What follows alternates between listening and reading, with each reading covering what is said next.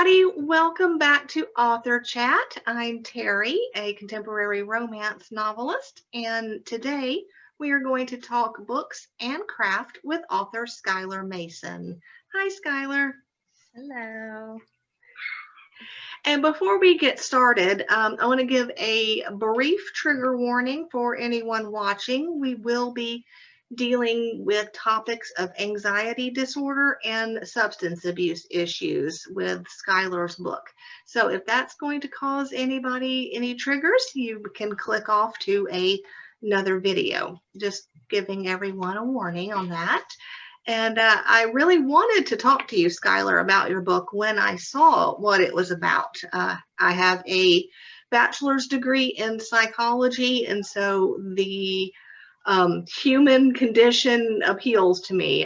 Mental health is a very important topic, and when I read that your book is a very accurate description of someone going through these issues, it intrigued me, and I wanted to talk to you about it. So I appreciate you joining me on my new channel today to talk about your book, Revenge Cake. Yeah, I'm excited to talk about it too. I haven't really got to talk about the mental health aspect of it with anyone, so yeah, I'm excited to talk about that. Can you give us a brief overview of Revenge Cake? Yeah, so it's it has a very conventional romance novel plot. It's a second chance romance. It's a revenge story, obviously. It's called Revenge Cake. So the heroine feels like she was the heroine Leilani. She feels like she was abandoned by her boyfriend because of her mental illness.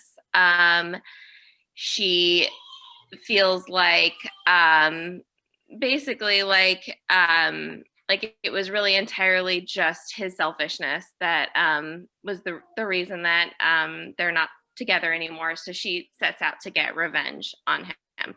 So yeah, the revenge part of it is very much like the old school romance novels I used to read, where, you know, revenge basically just involves like, I'm going to make him, or well, the ones I used to read were more the hero was like, I'm gonna get revenge on this girl by pleasuring her in bed, basically. That's the revenge. So basically her revenge is, I'm going to make him fall in love with me again. I'm going to lure him back so that he wants me again, and then I'm going to dump him. That's her whole plan. But of course it doesn't go according to plan. She realizes that it's a little more complicated than even she thought, that she had some responsibility in their demise. And then she also starts to fall back for him when, as she's implementing her plan. So that's kind of that's the plot. And my 2-year-old is crying, so. Oh. Sorry. It's okay. How sweet. So, this is your debut novel? Yes. Yeah. So on your writing process, are you more of a plotter or a pantser? Definitely more of a pantser. I usually don't start plotting until my second draft. So I'm like, my first draft is kind of like me figuring out the characters and just kind of letting the story go wherever I think it's going to go. And then I look over it and decide, you know, what's actually coherent, what I like, and then I try to create a plot out of it. Okay. So now that you're done with your debut novel, what was the most surprising thing about writing a novel from beginning to end? I guess a lot of writers say this, but it was surprising to me when the characters would just kind of take over the plot. And, I'd just be writing and then things would happen that just felt like what the characters would do versus like whether I was planning for them to do that. Like there's a pretty big part in Revenge Cake, like just a big thing that happens that ends up basically being like the central like conflict, like what everything else is leading up to. And I remember when I was writing it, just like had like a line that one of the characters said. She's like, oh, well, I heard something to the contrary. And then I start the next chapter. I'm like, well, what did she hear? And then like the whole like scene came out of that. And the scene is basically like the entire, like everything else is leading up to that. And it just kind of came like on a, whim. So that kind of thing, that really surprised me when I was writing, like just that things can just happen, like almost like the characters have a mind of their own. I've heard that on a couple of interviews at this point, and I agree. Sometimes when mine writing things do just kind of happen, it's like, oh, okay, yay, I like that. So, have you always been a writer, or is that something you just came to recently? No, I was definitely not always a writer. I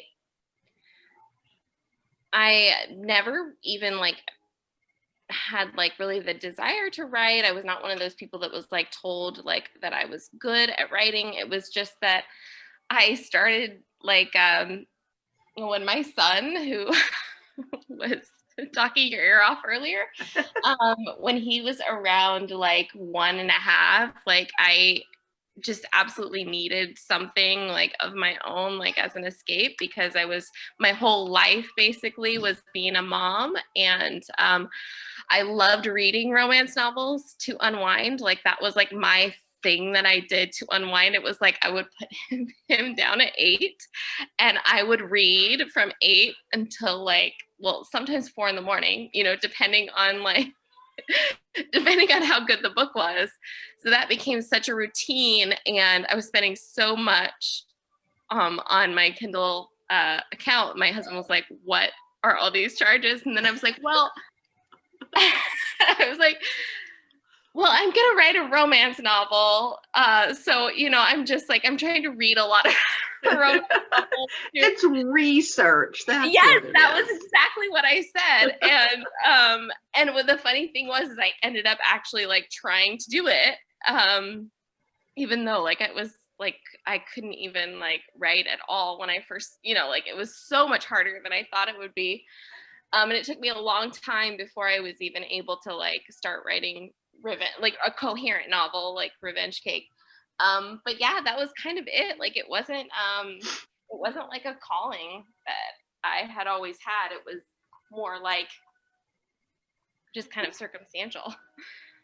So what inspired you to take on the topics of anxiety and substance abuse in your debut novel? Yeah, I know. It does seem kind of like intense to take on at first. I have chronic anxiety. I also have panic disorder. So that's specifically what the heroine has. She has panic disorder. That's talked about a lot in the novel. And so, that to me felt easy because like that's been part of my daily life for as long as I can remember. So it was like, well, I don't really need to. I do have a psychology degree, but I didn't feel like, I'm like, well, I'm not going to have to do a lot of research for this because I can just, if I write like what my experience with this is, like people can't be like, oh, well, that's not true, because like it is true and I know it is. So that was part of it. I also was really intrigued by like reflecting on my 20s. Like my worst fear in my 20s was being abandoned for my mental illness. Like that was always my worst fear. It was always like, oh, like when, such and such guy finds out about like how like dark my anxiety really is, like he's gonna abandon me. And that was always my worst fear. And so I wanted to explore that and specifically like, what if I found a guy who felt like he was the antidote to my anxiety, like someone who actually made me feel less anxious when I was with him. because I mean, I never found that. Yeah. And I don't think that's healthy either. Like, I think we need to speak our own strength and find our own coping mechanisms. But like, what if I did find that? And then how much would that fear be heightened by that? And then how would I respond to that? And so, and that was really interesting to explore. And yeah, to like, the plot kind of just like fell out of that. And it was also for me, like, kind of, it was interesting because like I was able to explore like my own like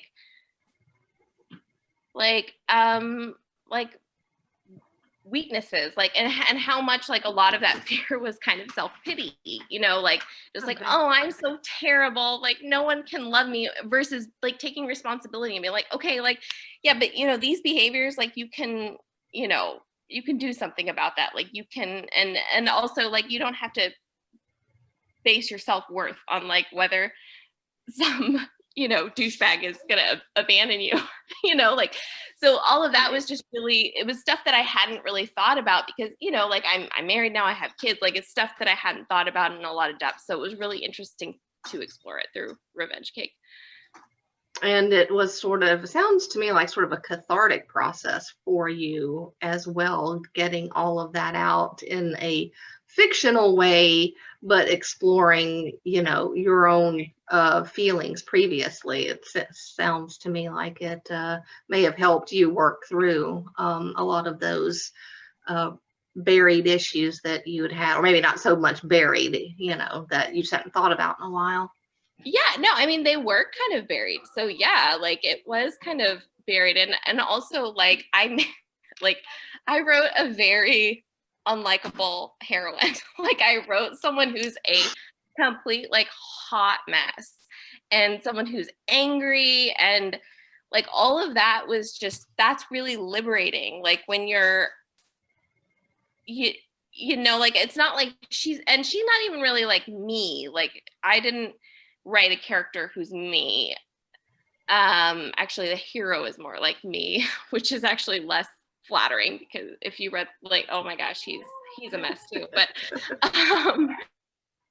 But just being able to like unleash like all of this stuff that like I've like has probably been like kind of dormant, like something that I haven't, that's been like kind of brewing underneath, but I haven't really thought about a lot. And then just being able to just kind of like go all out with it, with this completely unlikable, like hot mess heroine. Like it was really cathartic and kind of liberating. Well, you know, sometimes the hot messes are the most fun to write, because it's like you'd never act like this in real life, but hey, let's, you know, let's crank this up a notch and see what happens. So that's so true. So as we can see, you are juggling a couple of small children. So Yes. and so you wrote a novel while not dealing, that's not the right word, while being a mom. What does your typical writing day look like? Oh, well, so it used to be when I was writing Revenge Cake, it used to be I would be dropping off my 3 or 4 year old at the time at preschool, and then I would put my, well, he's now 2, I guess he would have been like less than 1 when I very first started writing it, and then I would put him down for a nap, and then I would write for an hour a day, and that was kind of my routine, and I did that for a long time. Now I mean, to get writing done, like I use the iPad babysitter. Like that's kind of what I have to do. I mean, so yeah, it's definitely not, I'm not able to get a ton of writing done in a day, but I just kind of, I have like I'm disciplined about it. It's like, well, I have to get a certain number of words done in this next hour or whatever, and it doesn't matter if they're terrible words or if they're even usable, but I have to get those done. And that's kind of how I treat it now, to just actually be able to get stuff done. Yeah, and I mean, especially when they're that age, you know, young children, you know, older ones can pose their own challenges as well. But yeah, typically, I mean, I agree, just getting the words down, because I like the phrase, you can't edit a blank page.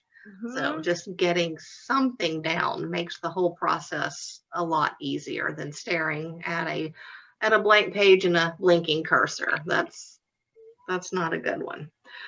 It's so true. That's, yeah.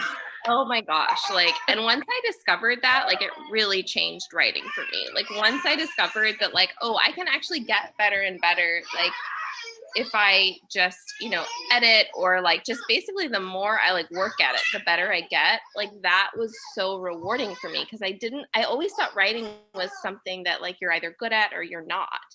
And I know from like my experience that like I could not even write like a coherent like paragraph when I first started. And like I've written a novel that like, you know, is a coherent novel now, you know. So like just seeing that change, like, yeah, I do. I totally, it's just like sit down, like do the work. And yeah, you can't edit a blank page, but you can take like a complete disaster of a full page and turn it into something that's readable. Yep. Are they okay? Yeah. They are on top of the coffee table, and I'm like, you know what? That's fine. They can be on the coffee table. I'm sorry. It's okay. For the readers, let's talk heat level in Revenge Cake.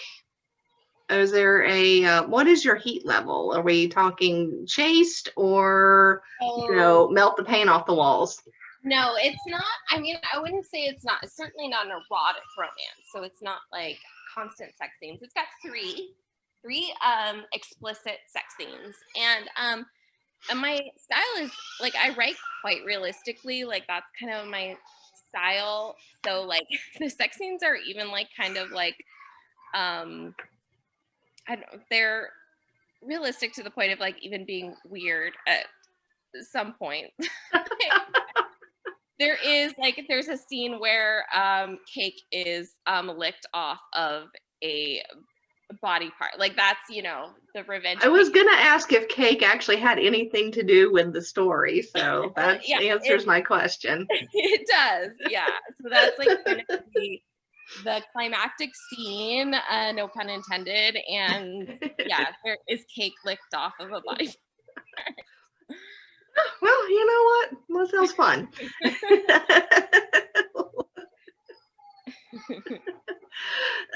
And so it sounds like your approach to writing these, your book was basically very realistic in both the way you depict the anxiety, the substance abuse, everything was grounded very much in realism. So how did you, I know it was based on your experiences there.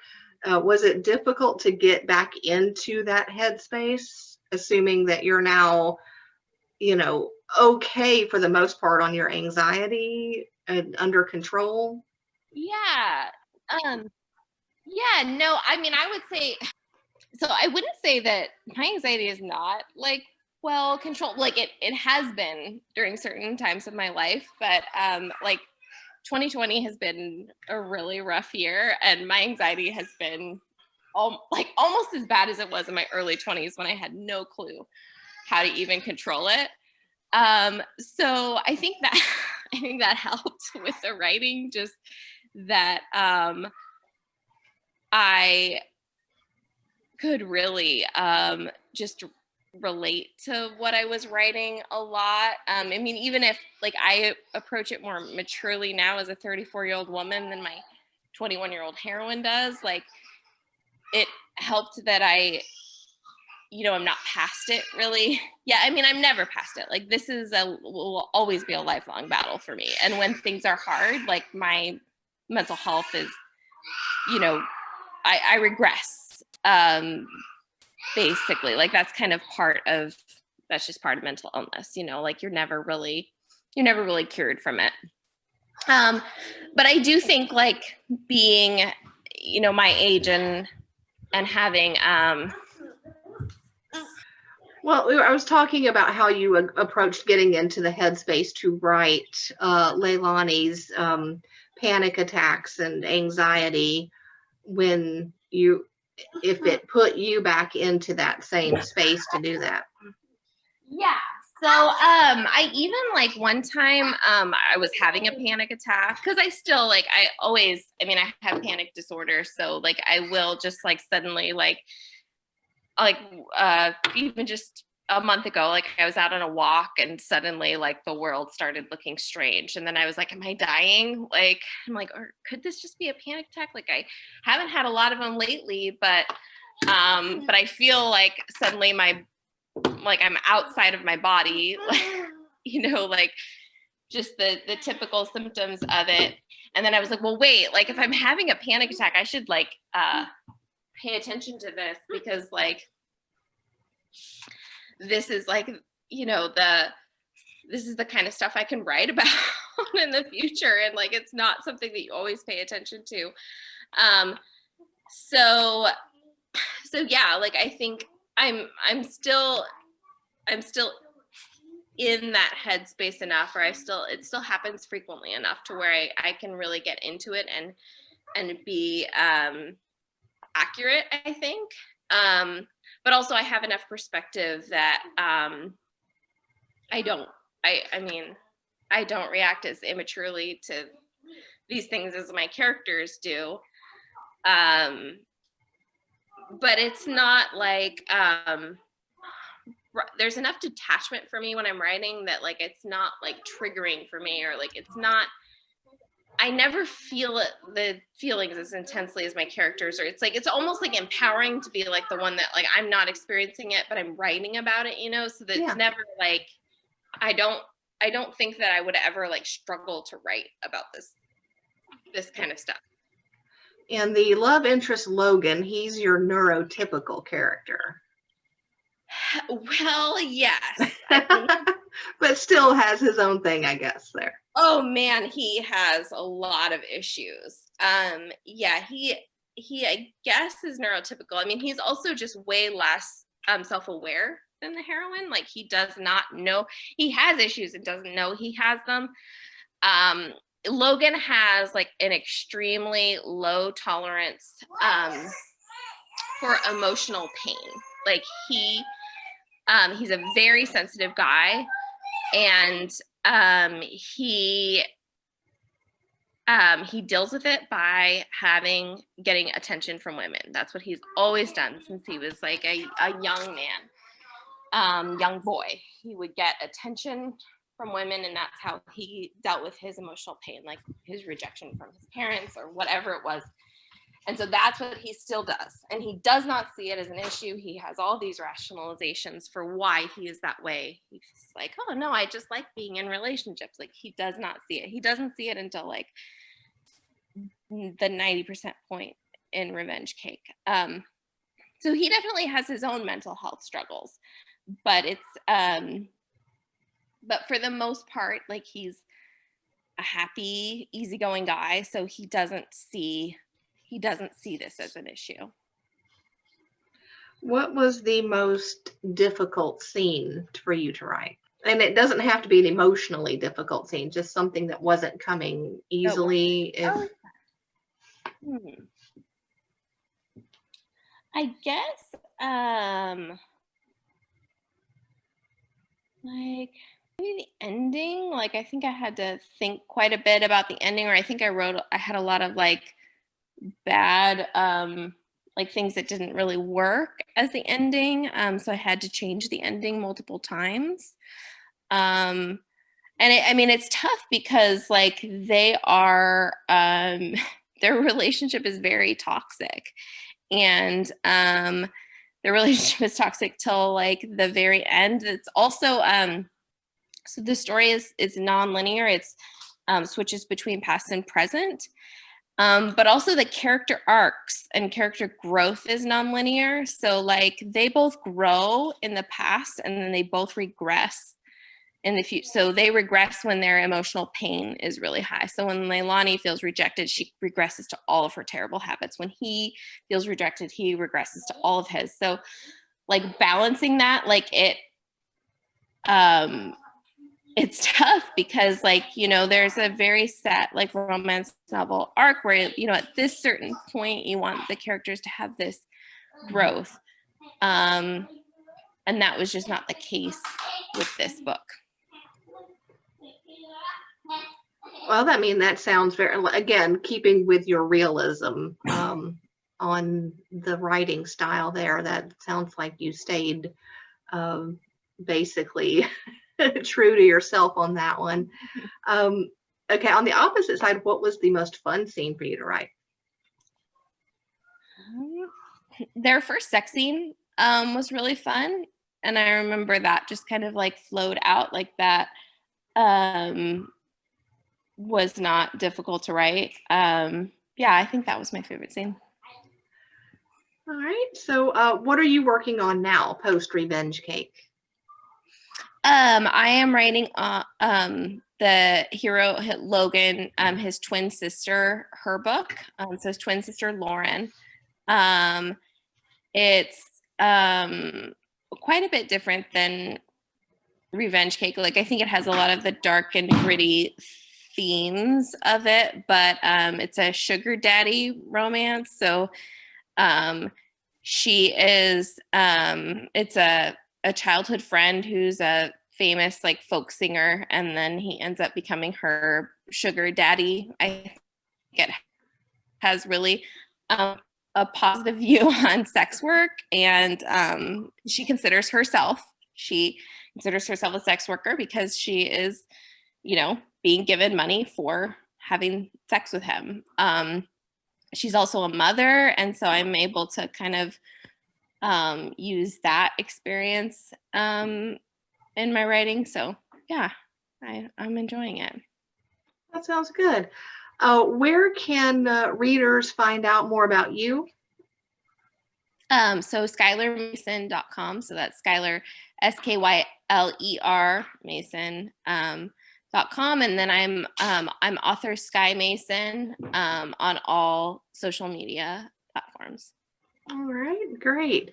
I will, of course, have all of the links to Skyler's book, her social media, everywhere will be down there in the description. And so while you're down there in the description, make sure to comment, like, and subscribe to this channel for more author interviews. And Skyler, thank you so much for joining me today to talk Revenge Cake, and best of luck to you with this new book and your writing life.